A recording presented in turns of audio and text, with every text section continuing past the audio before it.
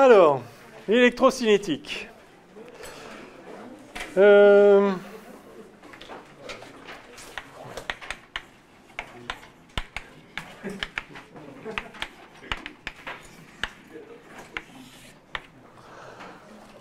le nom l'indique, il y a du déplacement d'électrons dans l'histoire. Donc il y a des charges électriques. En général, dans un métal, vous savez que les charges libres sont les électrons. Alors idéalement, il faut faire ce cours après le cours d'électromagnétisme. Mais bon, les contraintes du programme font que ce n'est pas possible. Donc on va faire sans l'électromagnétisme. Enfin, vous savez tous quand même qu'il y a des charges électriques Q qui peuvent être positives ou négatives. Qu'il existe un champ électrique qui fait que lorsqu'une charge est soumise à un champ, elle subit une force F égale QE. Donc ça, c'est le champ électrique.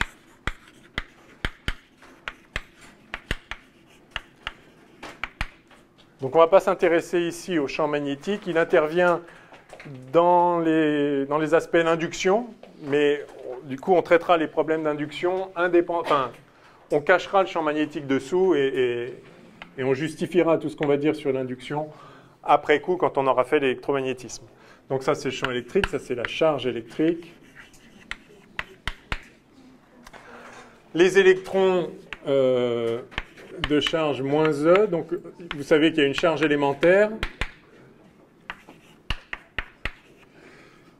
et donc les protons par exemple de charge plus E, donc on note petit e la charge élémentaire et E ça vaut en unité standard, ça vaut à peu près 1,6 10-19 coulombs.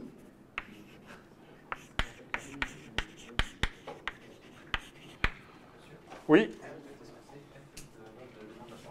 Alors F, donc ça c'est la force de Coulomb. Enfin, c'est la force électrique en fait. C'est la force que subit une charge Q soumise à un champ E. Donc si vous vous souvenez la force de Coulomb, F qu'une charge 1 exerce sur une charge 2, qui est donc 1 sur 4pi epsilon 0 Q1 Q2 sur R12 carré U qui va de 1 à 2. Voilà, ça c'est la force de Coulomb standard, hein, qu'une charge Q1 exerce sur une charge Q2. L'idée, en fait, c'est de faire intervenir... Alors au début, ça a été introduit comme un peu un intermédiaire de calcul, mais en fait, ça prend une dimension ontologique bien plus forte, puisque ce champ contient en fait de l'énergie, ça on le verra en électromagnétisme. Et donc, on peut véritablement parler du champ électromagnétique comme une entité physique. L'idée, c'est d'écrire ceci comme étant égal à Q2 fois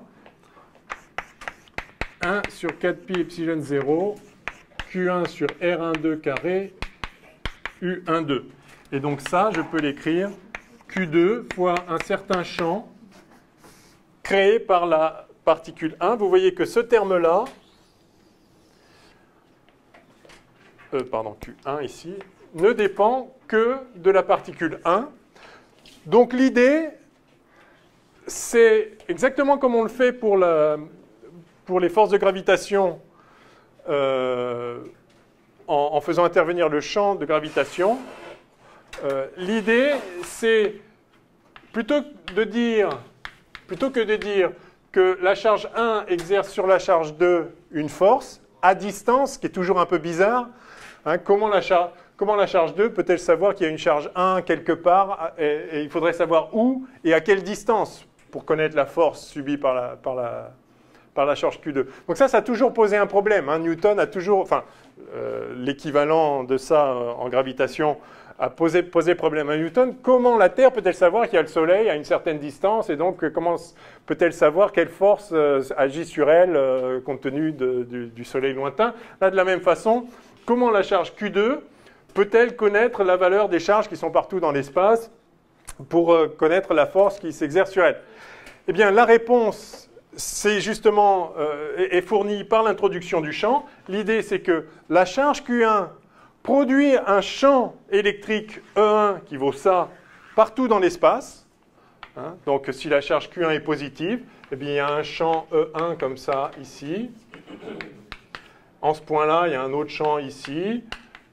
Plus on est proche, plus le champ est grand. Plus on est loin, plus le champ est petit. Il est radial à chaque fois. Donc ça, c'est en ce point-là. Enfin, voilà. En chaque point, la charge Q1 crée un champ dans l'espace. Et ensuite, Q2 ne réagit pas du tout à la présence de la charge Q1. Q2 réagit au champ local qu'il y a là où elle est.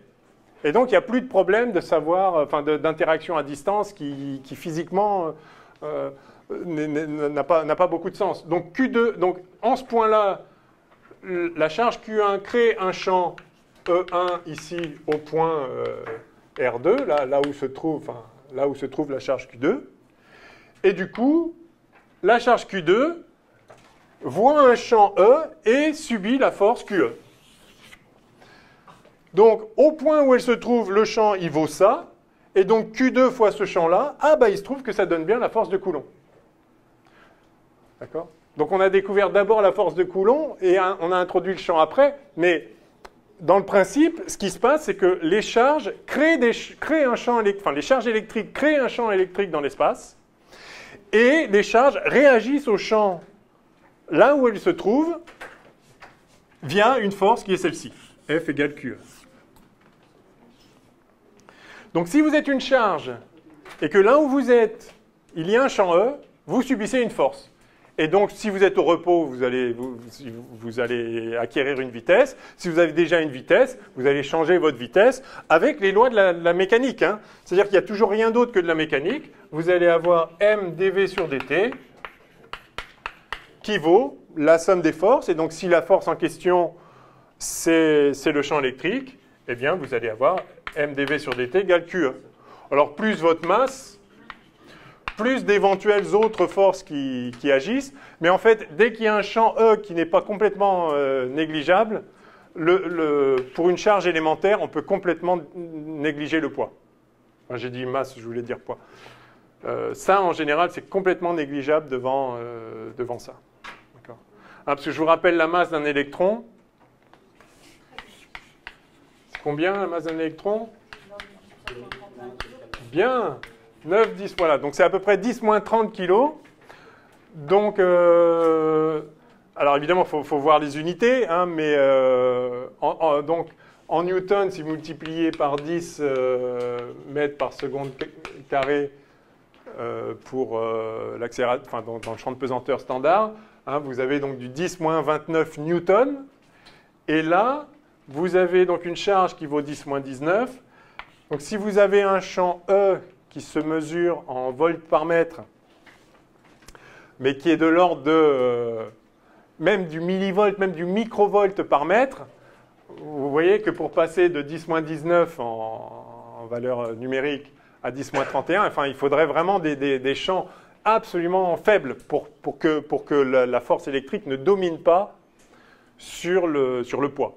Donc en général, on oublie complètement le poids. Les électrons libres dans un métal sont soumis uniquement aux forces électrostatiques, aux forces électromagnétiques s'il y a un champ B. C'est-à-dire cette force-là, on verra la force magnétique après, pour l'instant on peut complètement l'oublier.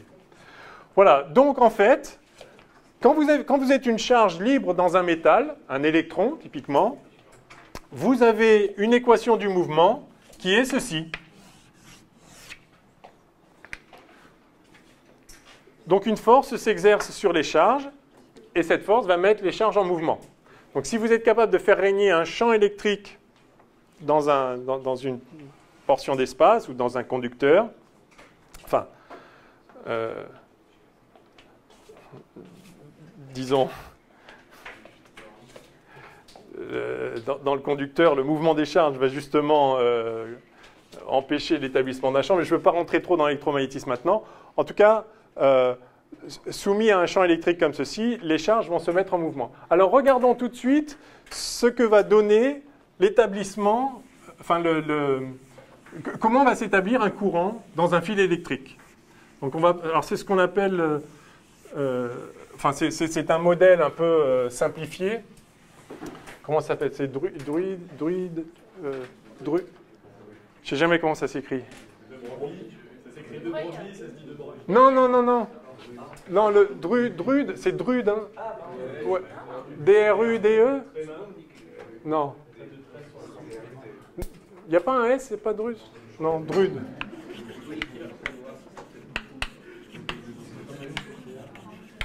C'est ça? Un truc du genre? J'ai pas ça noté quelque part, non? Oh, je sais pas. Bon, on vérifiera. Donc l'idée, c'est de considérer dans un fil électrique, il y a un champ E qui correspond à une différence de potentiel. Alors, ça aussi, malheureusement, on n'a pas encore fait l'électromagnétisme, mais la différence de potentiel, donc E, on verra que le champ électrique peut s'écrire comme moins un gradient du potentiel électrostatique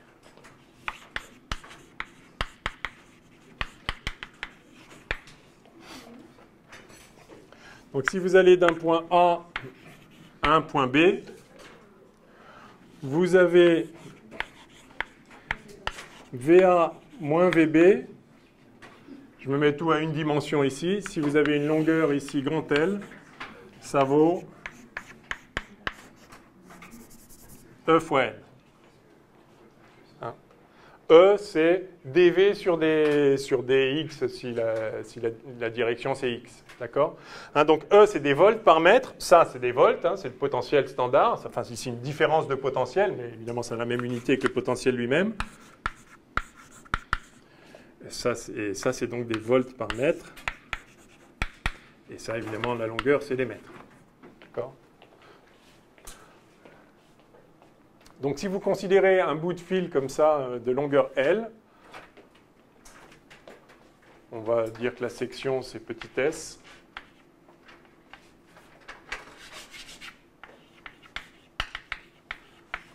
Par exemple, pi R2 si c'est un cylindrique de rayon R, enfin, voilà, section S. Alors, on va s'intéresser au courant et on va aussi résoudre l'équation du mouvement. Donc, vous avez un champ E. Donc, je vais considérer des électrons. Et donc, ces électrons sont soumis... Alors, je projette tout sur un axe. Hein,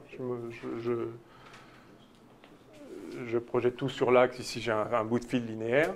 Donc, je laisse tomber les vecteurs. Donc, j'ai dV de l'électron sur dt qui vaut moins E, la charge de l'électron. Oh, je vais le faire de manière générale pour Q. Ça pourrait être autre chose qui se déplace que des électrons. Donc, Q sur la masse du porteur de charge. Donc, je considère que j'ai un certain nombre de porteurs de charge qui ont tous la même charge Q. Je vais supposer qu'ils vont tous à la même vitesse V, ça va être plus simple, sinon il faut prendre une vitesse moyenne, mais enfin ça ne change pas le modèle de Drude, c'est ça justement, on prend toutes les moyennes et tout va bien. Donc Q sur M fois E. Et E, c'est donc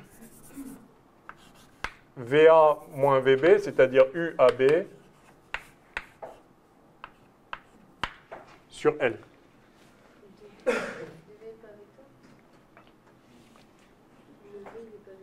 Si, mais j'ai dit que je projette tout, non, enfin, je projette tout sur l'axe. Voilà. Je vais peut-être laisser E dans un premier temps, on écrira plus tard que E, c'est U sur L. Voilà. Donc, si on intègre cette équation, on voit tout de suite qu'il manque quelque chose, parce que ça, c'est très simple. Là, vous avez une force constante. Et donc, en fait, ça vous fait V égale V0, mettons qu'on part avec des porteurs de charge à vitesse nulle. Ben, voilà l'équation du mouvement. Hein. Et donc, la vitesse augmente indéfiniment. Et alors ça, on se doute bien qu'il va falloir que ça s'arrête à un moment. Donc, dans le modèle de Drude, on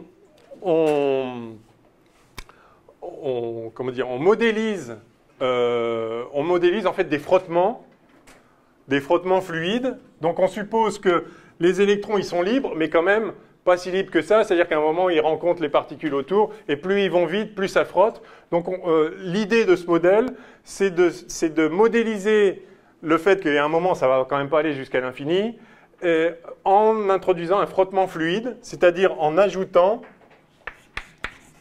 une force de frottement qui va s'opposer au mouvement des électrons. Donc ce qui est lié à la résistance électrique, en fait, on va voir que c'est ça, c'est qu'il y a quelque chose qui s'oppose à simplement l'accélération infinie, l'accélération constante et donc à une vitesse qui croît vers l'infini au cours du temps. Donc frottement fluide, donc ça c'est l'essence du modèle. Donc en fait, la vraie équation du mouvement, ça va être dV sur dt. À nouveau, je pourrais mettre des vecteurs, évidemment c'est à 3D, mais je me mets dans un fil électrique tout simple. dV sur dt égale donc mdv sur dt égale QE moins un truc, je vais l'appeler K, fois la vitesse. Frottement fluide, la force de frottement s'oppose au mouvement et est proportionnelle à la vitesse. Donc j'ai dV sur dt plus K sur mv égale QE sur m. Et donc là, j'ai une équation pour la vitesse qu'on a déjà vu 1000 fois, une équation du de différentiel du premier ordre à coefficient constant qui tend vers une vitesse limite. Donc avec une exponentielle, avec une échelle de temps qui est donnée par m sur k. Hein. On voit m sur k à la dimension d'un temps ici. K, c'est juste le coefficient de frottement, ça dépend des propriétés intrinsèques du matériau. Plus la résistance est grande, plus K est grand, hein, plus la force de frottement va être grande. Donc tout ça est phénoménologique, mais voilà, l'idée c'est de modéliser ça comme ça. Et donc vous voyez qu'on atteint une vitesse limite qui est quoi? Eh bien qui se lie là-dessus, hein, qui est QE sur K, absolument. La vitesse limite, ça va être simplement QE sur K, puisque si la vitesse vaut ça, eh bien ce terme-là est égal à celui-là, et ça c'est nul, et tout va bien. Donc vous voyez qu'on obtient une vitesse limite qui est proportionnelle au champ électrique appliqué. Proportionnelle donc à la différence de potentiel appliqué et inversement proportionnel à ce coefficient K dont j'ai encore pas dit grand-chose, mais dont vous voyez qu'il est simplement le coefficient de frottement, en fait, du problème.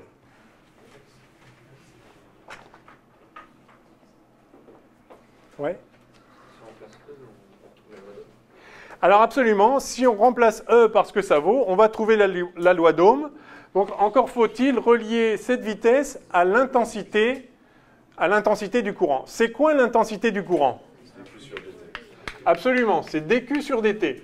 C'est combien passe de charge à travers une section. Je coupe le fil, donc il y a une section ici circulaire. Combien de charges passent par unité de temps?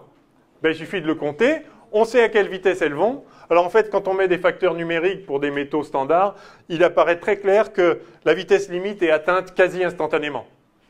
D'accord, le facteur de frottement est tel que, en fait, les rapports ici, en fait, le rapport M sur K est très très petit. Parce que M est très très petit, en fait. Ça dépend des valeurs des autres, mais je vous le dis, très rapidement, on atteint la vitesse limite. Donc on peut considérer, dès qu'on met une différence de potentiel dans un fil, eh bien, on a des porteurs de charge qui atteignent leur vitesse limite, donc ils vont à une certaine vitesse qui est celle-là, voilà. Et donc, quel est le courant? Eh bien, on veut savoir quelle quantité de charge traverse par unité de temps. Alors, combien de quantités de charge passent, sachant qu'ils vont à la vitesse limite, pendant dt, les charges qui passent sont celles qui se trouvent dans un petit cylindre de section S et de taille V limite dt. Donc combien il y a de charge là-dedans? Alors ça dépend de la densité des porteurs de charge. Alors soit N, la densité des porteurs de charge,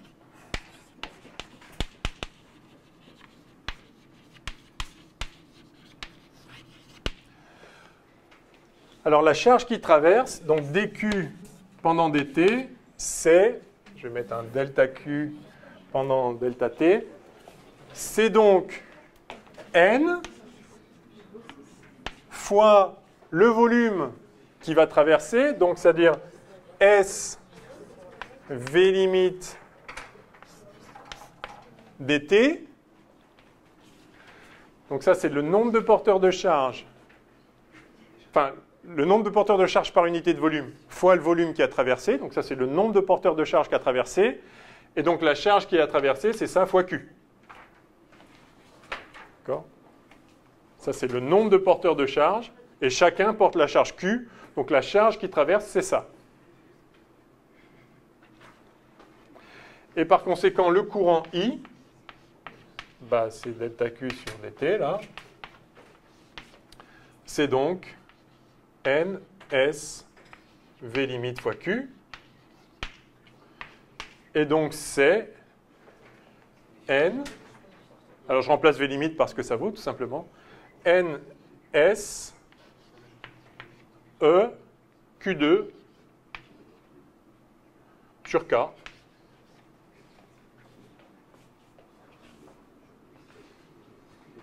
D'accord ?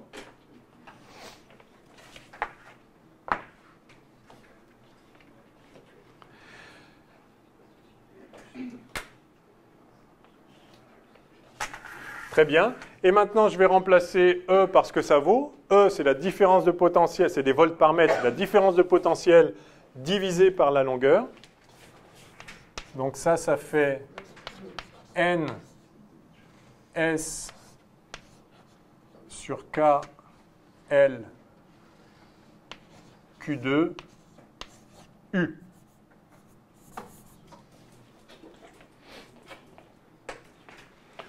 Moralité,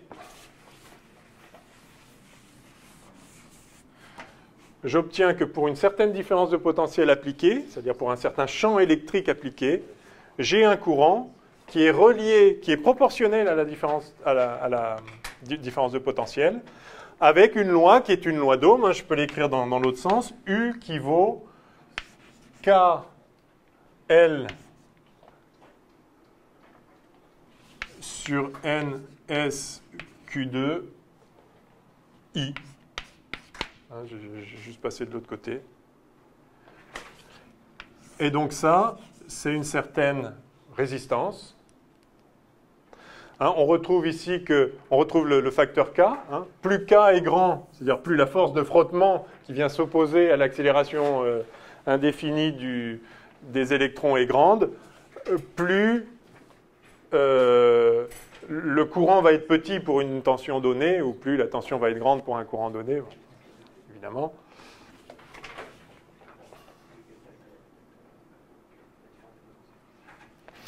Et alors ça, vous pouvez voir que cette résistance électrique peut s'écrire ρ L sur S, où ρ est simplement K sur NQ2. D'accord ? K, c'est le coefficient qui dépend de la structure. Donc ça dépend du matériau, ça dépend de... Vous voyez que ça dépend aussi du nombre de porteurs de charge. Plus le nombre de porteurs de charge qui peuvent se déplacer librement dans le fil électrique ou dans le circuit est grand, plus la résistance est petite. Si N est grand, s'il y a plein de charges qui peuvent se déplacer, évidemment la résistance est plus faible, c'est-à-dire que pour une même tension, il y aura plus de courant. Vous voyez aussi que c'est directement cette résistance, donc ça s'appelle la résistivité.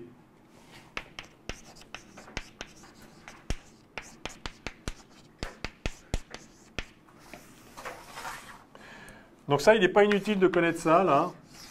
Rho L sur S, la résistance, c'est la résistivité qui est une donnée du corps. Le cuivre s'étend, l'argent s'étend, l'or s'étend. Bon, ça dépend, je vous dis, du nombre de porteurs de charge, de la vitesse limite qu'ils peuvent atteindre, c'est-à-dire en fait donc de ce facteur limitatif, du frottement, en quelque sorte, du frottement fluide correspondant dans ce modèle-là. Donc ρ est donné pour un fluide, pour un matériau donné, et vous avez donc la résistance d'un matériau est proportionnelle à la longueur. Donc ça, c'est tout à fait cohérent avec le fait que quand vous mettez des résistances en série, vous ajoutez la résistance. Donc si vous avez une longueur 2 fois plus grande, vous avez juste une résistance 2 fois plus grande. Donc la résistance est proportionnelle à la longueur et est inversement proportionnelle à la section. C'est-à-dire qu'un câble plus fin va avoir une résistance plus grande pour une même longueur qu'un câble large. C'est-à-dire qu'il peut passer plus de charge, c'est bien normal si la surface est plus grande. Donc c'est inversement proportionnel à la surface, ce qui est tout à fait naturel aussi. Donc on aurait pu prédire que la résistance électrique est proportionnelle à la longueur et inversement proportionnelle à la surface. Et le coefficient de proportionnalité, il dépend du matériau et on l'appelle résistivité. D'accord? Donc, vous voyez qu'on a retrouvé la loi d'Ohm, U égale RI, simplement en écrivant l'équation de Newton. Donc l'électrocinétique, ça reste de la mécanique, c'est juste de la mécanique des charges électriques. Et on a considéré dans ce modèle simple un comportement moyen en supposant que toutes les particules allaient à la même vitesse. En réalité, bien sûr, il y a de l'agitation, ça peut être plus compliqué, mais en moyenne, ça se passe comme ça. Et donc, il est tout à fait naturel de retrouver cette loi d'Ohm, U égale RI. Oh, c'est beau ça. Wow. Donc ça, c'est la tension, ça c'est donc en volts. Ça, c'est le courant électrique, c'est l'intensité du courant électrique. Donc, intensité. C'est en ampères. Et ça, c'est donc la résistance en ohms.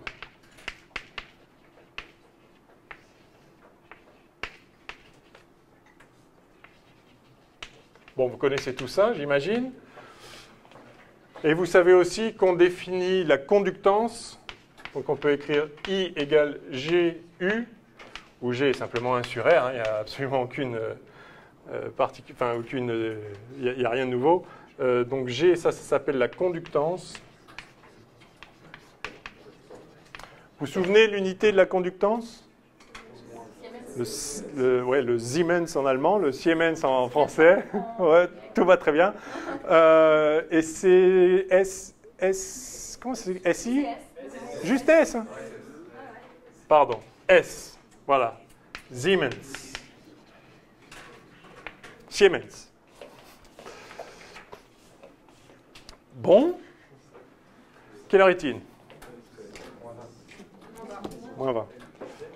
C'est Monsieur Siemens de la marque? Oui. Ouais.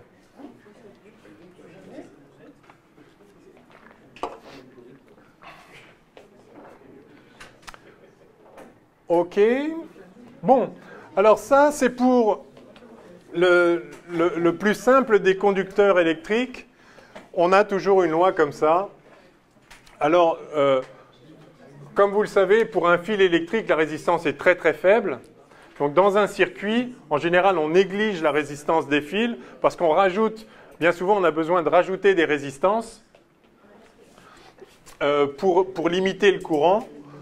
Pour une différence de potentiel donnée, évidemment, si vous prenez ne serait-ce qu'une pile, même à 1,5 volts, si vous mettez un fil entre les deux, vous faites un court-circuit, la résistance est tellement faible pour un simple fil électrique que vous allez avoir un courant énorme, et à ce courant est associée une perte d'énergie.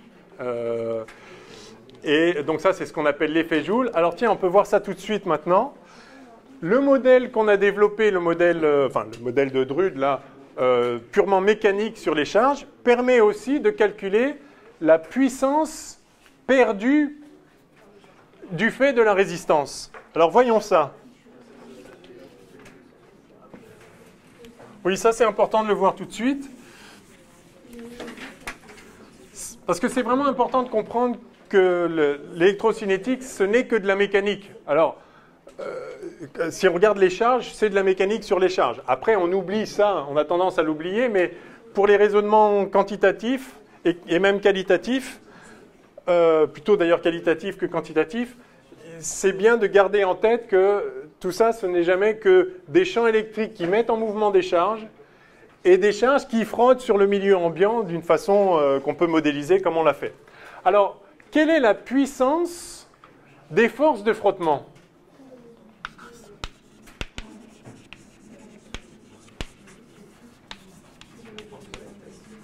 Absolument.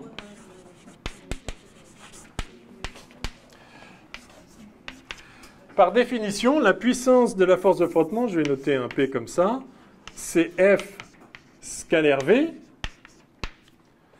Et F, on a vu que c'était moins KV avec le petit paramètre K qu'on avait introduit. Donc ça, c'est moins KV carré. D'accord? Hein, dans notre modèle à une dimension qu'on avait là. Donc c'est le même facteur K qui entrait dans la définition de la conductivité.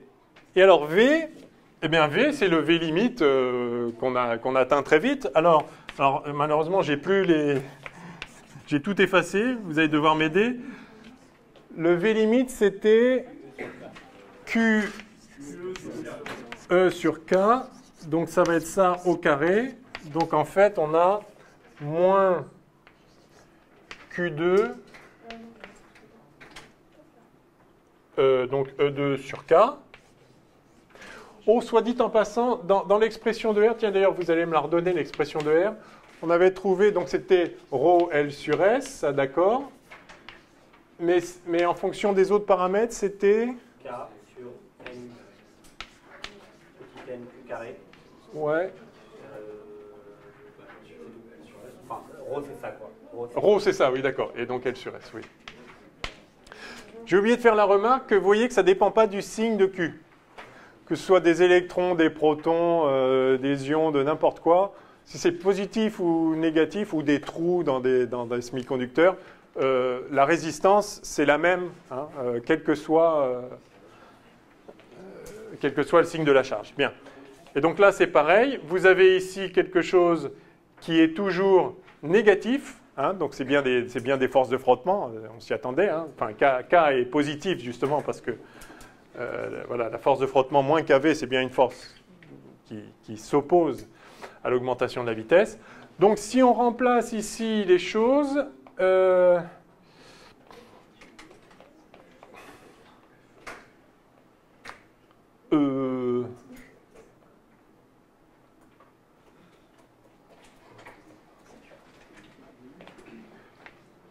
Vous essayez de retrouver le 1 RI carré. Ouais, je vais retrouver RI carré. Alors, ah oui, alors on avait I qui valait... Oui, non, R... En fait, on va retrouver U2 sur R et ça va aller. Hein. Donc on a dit que E, c'était U sur L. E, c'est U sur L. Donc ça fait moins Q2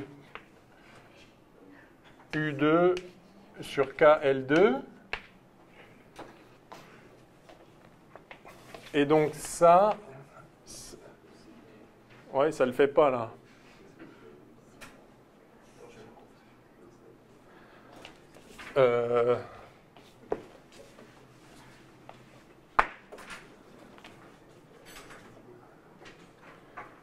Ça ne fait pas... Si, non. Si on remplace K en fonction de R.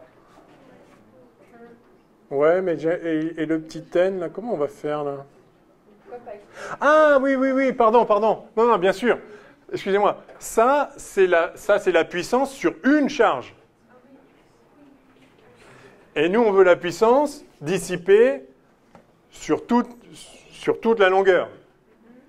Pour toutes les charges qui sont là-dedans. Hein, donc la puissance dissipée, ça c'est donc pour une charge. Ça vaut ça. OK. Maintenant, pour toutes les charges dans le bout de fil, là, alors allons-y, je vais me mettre là.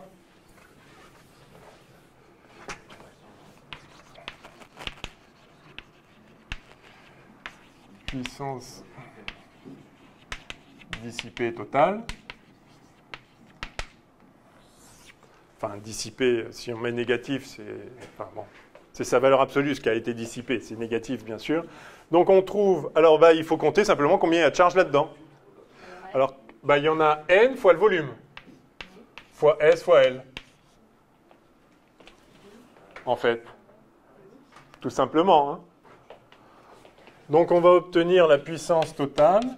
Alors avec le signe moins ou pas, suivant si on prend ce qui est dissipé ou ce qui est gagné et qui est négatif, donc, on va prendre la valeur absolue. Donc ça va faire n, donc n, Q2, SL sur K, L2, U2, donc sur K, L, U2, c'est ça? Et ça marche! Yes! Yes! J'ai même pas triché! Yes! U2 sur R. Ben voilà! C'est pas bon ça? C'est-à-dire RI2. Enfin, la valeur absolue, c'est RI2. Donc, c'est vraiment de la mécanique. Hein. Quand on dit l'effet Joule, ce n'est pas un truc en plus. C'est simplement qu'effectivement, les électrons frottent sur le milieu ambiant. S'ils ne frottaient pas, leur vitesse augmenterait jusqu'à l'infini. On n'aurait pas une vitesse limite, on n'aurait pas un courant continu. Enfin bon, d'accord. Donc, ce n'est rien d'autre, enfin, la puissance dissipée par l'effet Joule, ce n'est rien d'autre que les forces de frottement internes au fil, enfin à la matière ambiante, qui s'oppose donc à l'augmentation de la vitesse des électrons ou des porteurs de charge en général, ça ne dépend pas du signe, en réponse à la présence d'un champ électrique associé donc à une différence de potentiel. OK? Donc tout ça est très sympathique en fait, je trouve, moi. Moi j'aime bien. Oui, il y a au moins un heureux dans cette salle, c'est formidable. Ok, donc ça c'est pour un matériau passif standard. Alors, quand on regarde donc les grandeurs numériques, on s'aperçoit que la résistance effectivement d'un simple fil de cuivre, par exemple, est très très faible. C'est ça l'intérêt, c'est de pouvoir transporter, enfin faire des circuits, quand vous faites des circuits dans vos TP, dans vos montages, l'idée c'est effectivement de mettre en œuvre des courants et transporter des charges sur des grandes distances sans perdre trop d'énergie, avec une puissance faible. Plus la résistance est faible, plus la puissance est faible. Enfin, ça dépend, pardon, attention, hein, pour une tension donnée, si la résistance est faible, en fait, on perd plus d'énergie. Hein, parce que R est faible, mais I devient très grand. Hein. Donc, c'est pour ça que dans les circuits, on met des résistances. En plus des fils, on met des résistances, c'est-à-dire des petits dipôles électrocinétiques qui ont une résistance bien plus grande que celle du simple métal. Donc, voilà les dipôles typiques auxquels vous aurez affaire. Il y a un accent sur dipôle ou pas? Ouais, ouais. Oui, les pôles, ok. Donc, les dipôles, c'est des choses qui ont deux pôles. Donc, typiquement, vous avez un fil qui rentre. Vous avez un certain dispositif là. C'est une boîte noire. Et puis, donc, il y a une entrée et une sortie, deux pôles. Alors, le plus simple de tous ces dipôles, c'est la résistance. C'est celui qu'on vient de traiter de façon générique. Voilà, avec une certaine valeur R de la résistance. Et donc, il est caractérisé par ce qu'on appelle la caractéristique. D'ailleurs, ce qu'on appelle la caractéristique, c'est le lien entre la tension et l'intensité. Donc, la tension au bord. Alors, ça dépend. Là, les conventions, vous pouvez prendre ce que vous voulez. Si vous appelez la tension, voilà, en général, on écrit ça comme ça, UAB, c'est-à-dire VA moins VB, la différence de potentiel entre A et B. Alors, bien sûr, ça peut être négatif. Mais il faut prendre une convention. Quand on écrit U, c'est VA moins VB ou VB moins VA. Alors, vous choisissez ce que vous voulez. Si vous dites que c'est VA moins VB, on note ça comme ça avec une flèche comme ceci. Et donc, on a UAB qui est égal à R fois IAB, à condition d'appeler IAB ce courant qui va de A à B. Alors comme vous le savez, dans les circuits, des fois vous pouvez avoir le courant qui est orienté dans l'autre sens. À ce moment-là, U, ça pourrait être moins RI. Ça dépend évidemment de la convention prise. Donc là, c'est très important de travailler avec des grandeurs algébriques tout le temps. Il ne faut pas présager du sens du courant. Il faut juste écrire les relations. Alors ça, c'est ce qu'on appelle en représentation récepteur, enfin, en convention récepteur, où vous avez donc le courant qui va de A à B et la tension qui est prise VA moins VB. Bon, donc ça, c'est une loi linéaire, U en fonction de I avec une pente R. Bon, ok. Alors ensuite, vous avez les condensateurs, par exemple.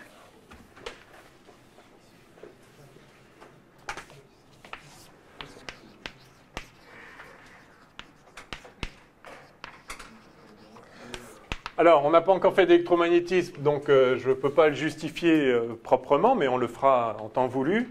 Donc ça se représente comme ceci. Alors c'est pareil, c'est des dipôles, donc il y a un pôle d'entrée. Après, c'est une boîte noire, mais qu'on représente dans les schémas avec deux traits parallèles comme ça, parce que on peut faire des condensateurs en mettant deux plaques en regard l'une de l'autre. Alors, l'idée, c'est que ce condensateur peut être chargé. Donc, il y a un diélectrique entre les deux. Donc, le courant ne passe pas. Hein, il n'y a pas des électrons qui passent de là à là. Donc, s'il y a des électrons qui arrivent par là, néanmoins, il y a une continuité. Donc, ils vont partir d'ici, mais ils vont être retirés de cette plaque-là. Hein, donc, si vous amenez 2 coulomb là, et il faut les prendre là pour fermer le circuit par ailleurs. Donc vous avez toujours, si vous avez une charge Q là, vous avez une charge moins Q ici. D'accord? Systématiquement. Alors Q peut être négatif, mais il y a l'opposé sur la face opposée, toujours. D'accord? Alors, à nouveau, si vous utilisez ce qu'on appelle donc la convention récepteur, donc vous appelez ça le courant IAB là. Enfin, je ne mettrai pas toujours les indices, mais c'est pour être explicite au moins une fois. Donc ça c'est IAB, donc là vous avez QA si vous voulez, la charge du côté de A, et donc là moins QA, c'est-à-dire QB égale moins QA. Eh bien si vous prenez la tension entre A et B, donc ça là, UAB, eh bien pour un condensateur, la tension est proportionnelle à la charge, et le coefficient de proportionnalité, alors en fait c'est l'inverse de la capacité. Donc, si vous voulez, c'est Q qui est proportionnel à U avec comme coefficient la capacité. Donc, QA égale C UAB. Q égale Q. Q égale CU. Q égale Q. Vous ne vous trompez pas de sens. Donc ça, c'est la caractéristique du dipôle condensateur. Et du coup, vous écrit quoi? C fois UAB. Enfin, Q égale Q. Mais il ne faut pas se tromper de sens. Si vous appelez Q cette charge-là, alors ça va être moins CU. Et ensuite, du coup, ça vous donne une équation différentielle. Parce que Q, enfin, I, c'est dQ sur dt. Donc, vous allez avoir IAB qui vaut donc d de ça sur dt, c'est-à-dire C d de UAB sur dt. Donc vous avez une caractéristique qui est en fait une équation différentielle, enfin qui fait intervenir la dérivée de la tension. Donc ça va introduire un certain retard.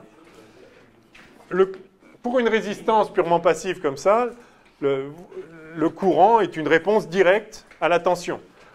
Pour un condensateur, le courant répond à la variation de la tension. Si la tension ne varie pas, il n'y a pas de courant. D'accord? Donc en régime continu, ça se comporte comme un interrupteur ouvert. En régime continu, ça veut dire qu'une fois qu'il est chargé? Oui, enfin, quand il n'y a plus rien qui varie, en régime stationnaire, disons. Mais quand un condensateur est en régime stationnaire, une fois qu'il est entièrement chargé? Oui, ou entièrement déchargé. Donc, c'est juste que quand ça dépend plus du temps. C'est juste ça. Donc, en régime stationnaire,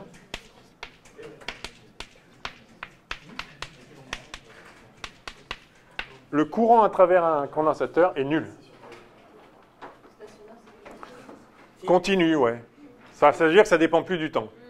Si on branche en série un condensateur et qu'on met une lampe aussi en série, du coup, il va se passer quoi? Alors, si vous avez un condensateur, une lampe,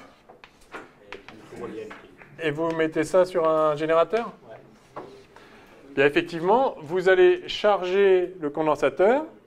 Pendant qu'il se charge, le courant passe, donc ça, elle va briller. Et une fois qu'il est chargé, c'est-à-dire qu'une fois que la tension ici est la même que là, alors il ne peut plus y avoir de courant. Donc l'interrupteur ouvert. Et donc c'est un interrupteur ouvert et il n'y a plus de courant, il y a plus enfin, la lampe ne brille plus non plus. On fera des exercices sur la charge de condensateur, parce que c'est classique, mais voilà, donc en régime stationnaire, ça se passe comme ça. On verra les régimes les régimes sinusoïdaux après, en fonction de la fréquence. Pour l'instant, j'écris juste la caractéristique. Alors l'autre dipôle archi-classique, c'est la bobine.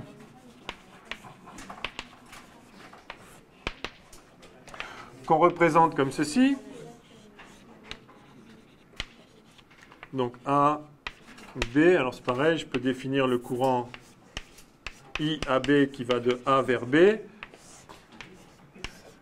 La tension UAB, c'est-à-dire VA moins VB, qui est positif si VA est plus grand que VB.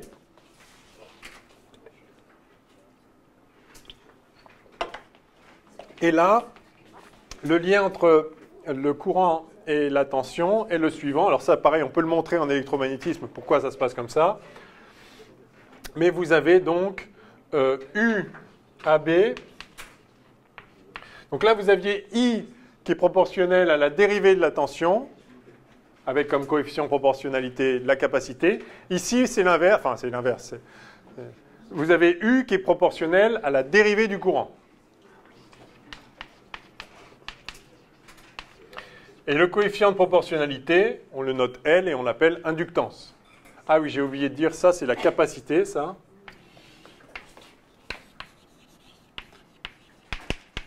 Alors des fois, par abus de langage, on dit que, au lieu de dire soit un condensateur, on dit soit une capacité. En fait, soit un condensateur de capacité C équivaut au temps. Donc la capacité, vous savez que ça se mesure en farad.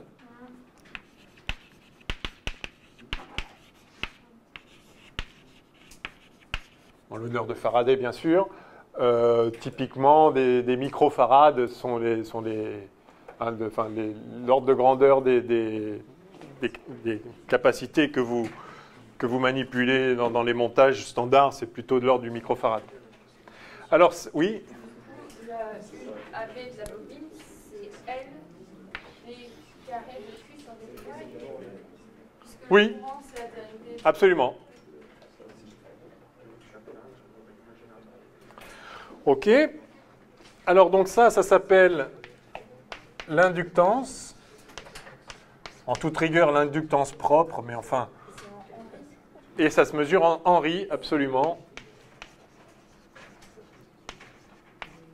Et en ici, tout ça, ça fait quoi les farads? Alors, on va voir comment relier tout ça. Ouais.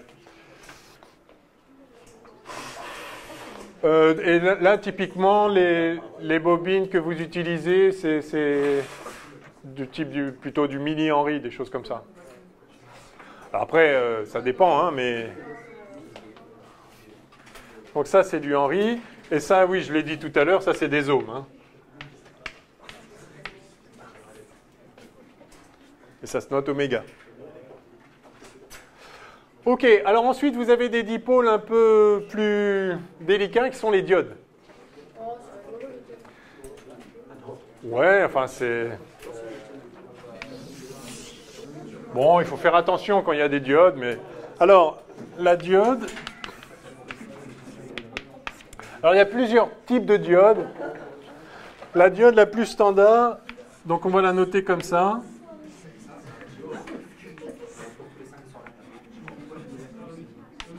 Oui? Oui, pourquoi? C'est l'heure? Ah oui. Bon, on fera les diodes la prochaine fois. D'autres choses à dire là, non? Bon, allez, on s'arrête. On se voit quand alors? Lundi prochain? Oui. Bon, bonne semaine.